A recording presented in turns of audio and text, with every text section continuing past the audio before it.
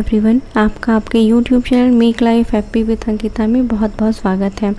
आज मैं आपके साथ हरतालिका व्रत या तीजा व्रत का विधान क्या है, कैसे इसे करें, इसका क्या महत्व है, क्या लाभ है, यह आपके साथ साझा करूंगी। सामग्री आप देख सकते हैं, विधान भी आप देख सकते हैं, जहां मुझे लगेगा मैं आपको बताऊंगी। यह बहुत ही छोटा संक्षिप्त वीडियो है और इसमें बहुत सारी चीज़ें मैं कवर करने की कोशिश की हूँ। सर्वप्रथम, जिस दिन तीज व्रत है, जिस दिन व्रती को या कुंवारी कन्या को व्रत रखना है, उसके एक दिन पहले ही आप अपने घर को शुद्ध कर लें। घर में मांस मदिरा इत्यादि न बने और कोई भी व्यक्ति, आप स्वयं भी इसका सेवन न करें। घर में सात्विक भोजन बनाएं। घर में गंगा जल इत्यादि छिड़क के आप घर का शुद्धिकरण करें, साथ ही आप ब्रह्मचर्य का पालन करें। उसके बाद जिस दिन आपको तीज व्रत रहना है, आपको सूर्योदय से पहले जगना होगा। स्नान आदि करके साफ स्वच्छ वस्त्र धारण करें। नए वस्त्र हैं तो अति उत्तम है, नहीं है तो आप पुराने जो वस्त्र है उस पर गंगा जल छिड़क कर शुद्ध कर लें। उसके बाद जैसे आपने देखा कि हाथ में अक्षत, पुष्प, द्रव्य लेकर आप भगवान के सामने बैठ के नहा स्नान आदि करने के बाद आप संकल्प लें कि हे ईश्वर, मैं आपकी यह हरतालिका तीज व्रत रखना चाहती हूँ। आप मुझे इस व्रत को पूर्ण करने की शक्ति दें और मेरा कल्याण करें। मेरी जितनी भी इच्छाएं हैं आप पूर्ण करें, ऐसा कहते हुए आप संकल्प लें। और जो आपने द्रव्य, अक्षत इत्यादि पुष्प लिया है, आप शिव जी के चरणों में समर्पित कर दें।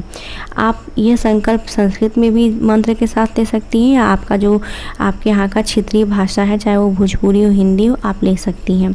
तो आप देख सकती थी कि मैंने माँ गौरा को 16 श्रृंगार की सामग्री समर्पित की है।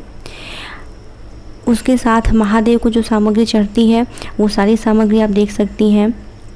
भस्म है, पीला चंदन है, सफ़ेद चंदन है, शहद है, गंगा जल है, गुलाब जल है, पंचामृत है, खड़ी सुपारी है, जनेव है, भांग है, समी पत्र है, बाती है आचमन के लिए, अब जल है और साथ ही ये 5 प्रकार के ऋतु फल हैं।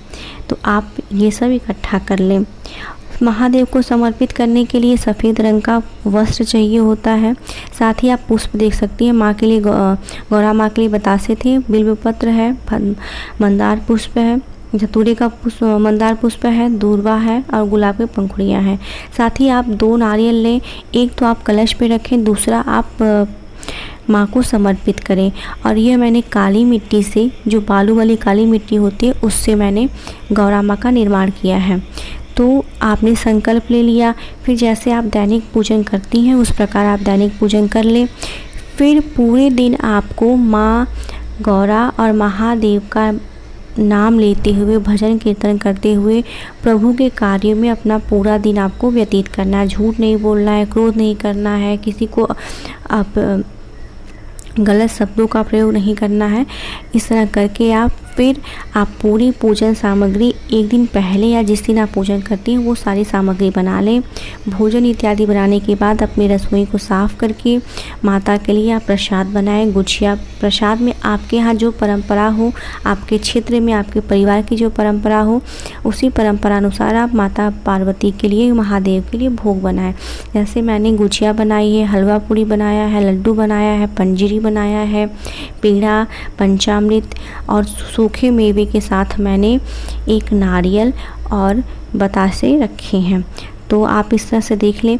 जहाँ आपको पूजन करना है, शाम को प्रदोष काल में तीजा का 4 पहर पूजन होता है। पहला शाम को 6 से 9 के बीच में, फिर रात्रि 9 से 12 के बीच में, फिर रात्रि 12 से 3 बजे के बीच में तीसरे पहर का, और जो आखिरी पहर है वो 3 बजे से सुबह 6 बजे का, जिसमें आपको पारण मुहूर्त के अनुसार पारण भी करना होता है।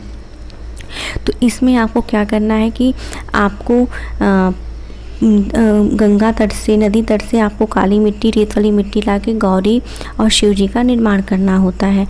अगर आप असमर्थ हैं नदी तट से लाने में, तो आप किसी मंदिर प्रांगण से ला करके वह गौरा माता और महादेव की संरचना बनाएं। अगर आपको मंदिर प्रांगण से भी नहीं मिल रहा है तो आप किसी दैव वृक्ष जैसे समी हो, बिल्व पत्र का पौधा हो, आंवले का पौधा हो, नीम का पौधा हो, पीपल का पौधा हो, इन सब वृक्षों के नीचे से आप किसी भी एक वृक्ष के नीचे से आप मिट्टी लाकर गंगा जल मिश्रित करके घी का लेपन करके महादेव और माता पार्वती की संरचना बना सकती हैं। अगर आपके पास यह भी आप असमर्थ है करने में, तो अगर आपके पास शिव परिवार का फ़ोटो हो जिसमें महादेव, गौरी माता और गणेश जी हो, तो आप उस फ़ोटो को रखकर भी पूजन कर सकती हैं। वैसे बाज़ार में काली मिट्टी से बनी हुई संरचना मिलती हैं, तो आपको जो सुविधा हो, आपके पास जो आपकी क्षमता हो, आप वैसे करिए।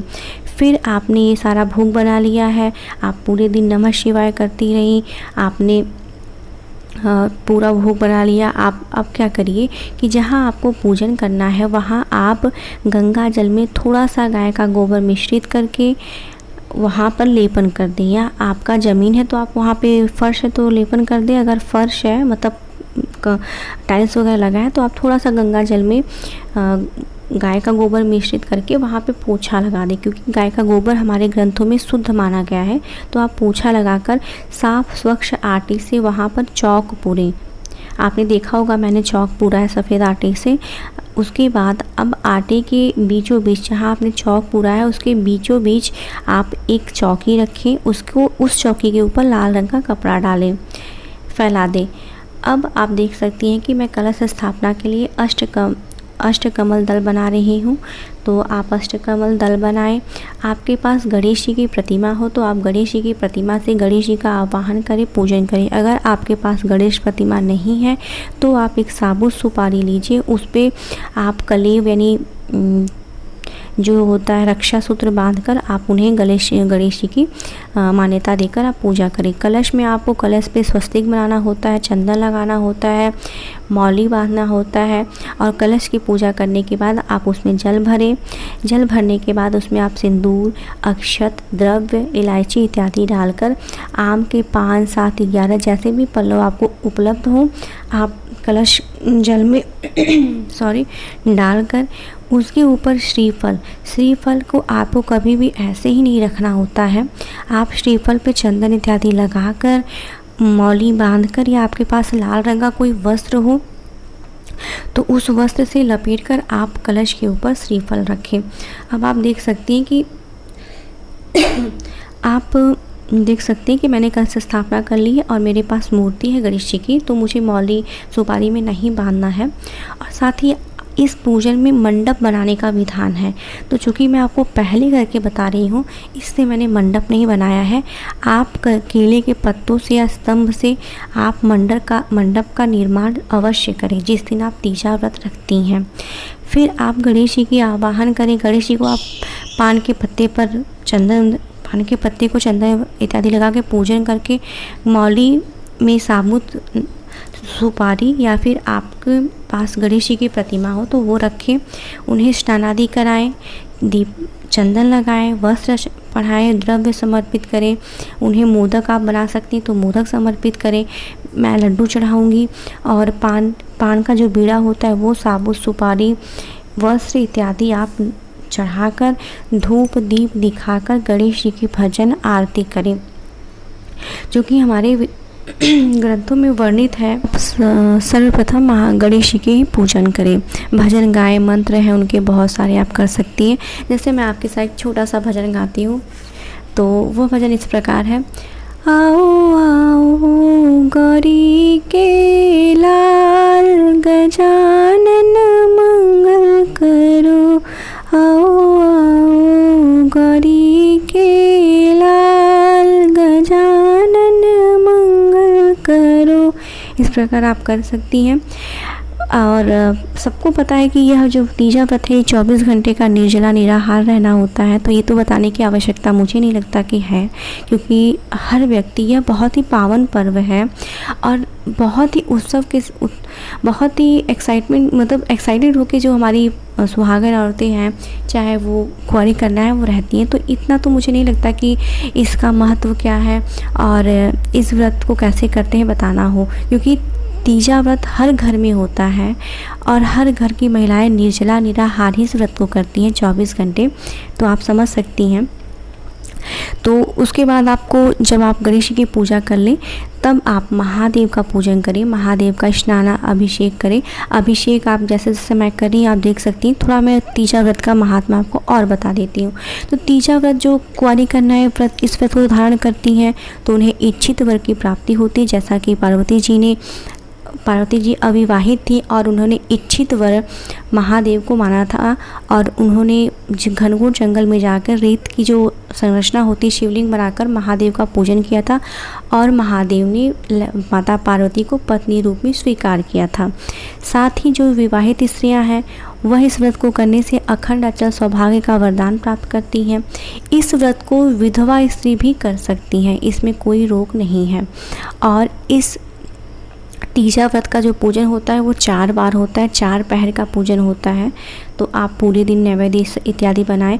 आप जब भी नैवेद्य इत्यादि बनाएं तो आप नमः शिवाय का जाप करें, या आपको महादेव के मंत्र, चूँकि ये महादेव का ही पूजन है, अगर आपको महादेव के मंत्र आते हैं तो आप स्नान आदि करा रही हैं महादेव का, या पूजन पूरे दिन है बैठी हुई, तो आप इस तरह से पूजन करें। तो चलिए हम लिंगाष्टकम आपको सुना रहे हैं, जो महादेव का एक स्रोत है। तो लिंगाष्टकम इस प्रकार है।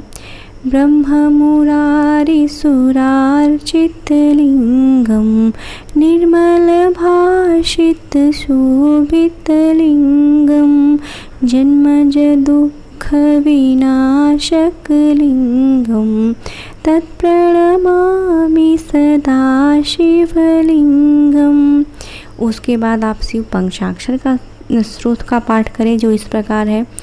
नागेन्द्रहाराय त्रिलोचनाय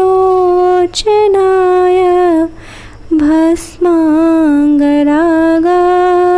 महेश्वराय नित्याय शुद्धाय दिगंबराय तस्मै नकाराय नमः शिवाय।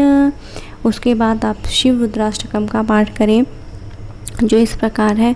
नमामि समीशान निर्वाण रूपम विभुं व्यापकं ब्रह्मवेद स्वरूपम निजं निर्गुणं निर्विकल्पं निरीहं चिदाकाशवासवासं भजेहम्। फिर आप शिव जी का अत्यंत फलदायी शिव तांडव स्रोत का भी पाठ करें, जो इस प्रकार है। जटाटवी गलज्जल प्रवाह पावितस्थले गलेवलम्ब्य लम्बिताम्बुजंग तुंगमालिकाम्। उसके अलावा आप बहुत सारे शिव जी के जो नाम हैं, जो आप हर घर में बजता है यह भजन। ओम नमः शिवाय, ओम नमः शिवाय, हर हर भोले नमः शिवाय, गंगाधराय शिव गंगाधराय, हर हर भोले नमः शिवाय। इस तरह से आप सहज जितने भी नामावली है महादेव का आप ले सकती हैं। साथ ही आप बहुत सारे भजन हैं, बहुत सारे ऐसे स्रोत हैं जिसका आप पूजन कर सकती हैं, वाचन कर सकती हैं। जैसे कुछ एक और मैं आपको सुना रही हूँ। आशुतोष शशांक शेखर चंद्रमौलि चिदंबरा कोटि कोटि प्रणाम शंभु कोटि नमन दिगंबरा। साथ ही आपको माँ गौरा का भी भजन करना है, उनका भी जो मंत्र होता है आप पढ़ सकती हैं। मुझे ज़्यादा गौरा माँ का मंत्र नहीं आता है, एक महिषासुर मर्दिनी स्रोत है, मैं उसका आपको वाचन करके सुना रही हूँ, गलती हो तो क्षमा करिएगा। तो इस प्रकार है। अयि गिरि नंदिनी नंदित मेदिनी विश्व विनोदिनी नंदिनुते गिरिवर विंध्य शिरोधिनी भाषिणी विष्णु विलासिनी जिष्णुनुते भगवती हे सिद्धि कंठ कुटुंबिनी भूरि कृते जय जय हे महिषासुरमर्दिनी रम्यकपर्दिनी शैलसुते। उसके साथ ही जो आपके यहाँ लोकल भजन होता है आप उसको करें। आप जब पूजन करें, जैसे आपने सारा सामग्री देख लिया, तो फिर जब आप भगवान जी को जितनी भी बार महादेव गौरा माँ को आप स्नान कराती हैं, चाहे वो जल से हो, दूध से हो, फिर आपको जल अर्पित करना है, दही चढ़ाती हैं तो फिर आपको जल अर्पित करना है। इस प्रकार करके आपको ये माता पार्वती और महादेव को स्नान आदि करके अभिषेक कराकर अंग वस्त्र समर्पित करना है। महादेव को मैंने जनेऊ चढ़ाया है, श्वेत वस्त्र चढ़ाए हैं। माता को आपको सिंदूर, चूड़ी, इलायची, लौंग इत्यादि, नींबू फल, नींबू के पुष्प हों तो वो चढ़ाते हुए, चुनरी चढ़ाते हुए, माँ आपके पास जो श्रृंगार सामग्री हो, चाहे पायल हो, बिछिया हो इत्यादि आप समर्पित करें। साथ ही आप जितना 16 श्रृंगार सामग्री आप चढ़ाती हैं उतने ही भाव भक्ति से आप 16 श्रृंगार करें। आपके पास आपके विवाह में चढ़ाया हुआ गहना हो, चुनरी हो, साड़ी हो, आप उसे धारण करें और पूरे दिन श्रद्धा भक्ति भाव से महादेव का पूजन करें। 16 श्रृंगार करने से एक आपका क्या वर्चस्व है, जैसे कमरबंद आपका आपके घर में वर्चस्व को दिखाता है। जो लाल रंग होता है वो जीवन का प्रतीक माना जाता है। तो इस तरह से आप 16 श्रृंगार करें, माँ गौरा को समर्पित करें। चौथे पहर का पूजन करने के जब आप पूजन करें, जैसे आप पहली ही बार पूजन करें पहले पहर में, तो आप कथा का वाचन करें, हरतालिका कथा का श्रवण करें। जो महिला आपको सुना रही हों या जो आचार्य गुरुजी को आप इस कथा का श्रवण कर रही हैं, उन्हें दक्षिणा स्वरूप जो आपने श्रृंगार सामग्री चढ़ाई है वो दें, जो महादेव को वस्त्र चढ़ाया है वो दें।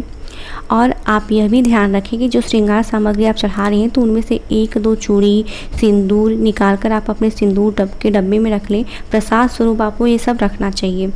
फिर जब आपका सुबह हो जाए, चौथे पहर की पूजन आप कर लें, तो आप पारण करें। पारण में जो भी आपने सामग्री चढ़ाई है, जैसे जो ये आप चावल है अष्टकमल का, आप चिड़िया को दान कर दें, चिड़िया को खिला दें और पूजन सामग्री को इकट्ठा करके जो पारण मुहूर्त है उसमें जाकर आप जल में विसर्जित कर दें। इस प्रकार से आप तीजा व्रत कर लें। यह अत्यंत फलदायी है और आपके यहाँ का बड़े बुजुर्गों का